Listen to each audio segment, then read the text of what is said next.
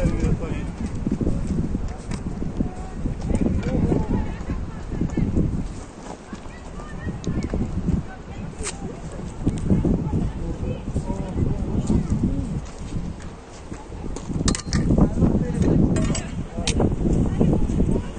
تعطیله دیگه، کلاس تعطیله دیگه دقیقا کلاس تعطیله. این دومین برنامه امروز. یا خدا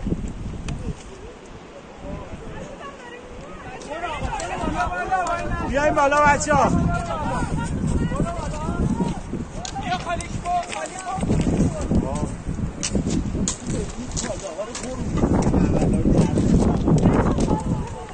خیلی قشنگه.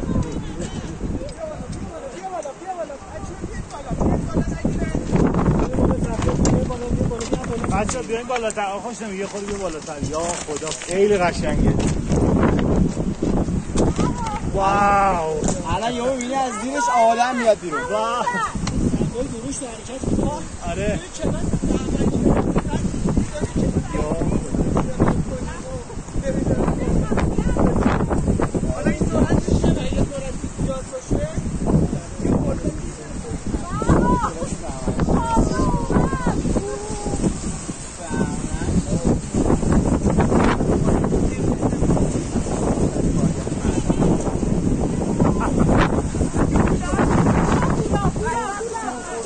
بیان کنار بچه ها، بیان عقب. همه آموزش سرخ خوردنش هستن. دیواره ها رو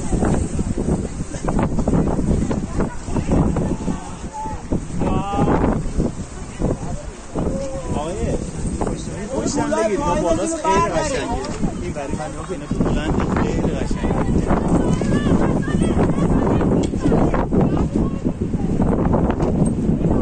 تموم شد وایسا.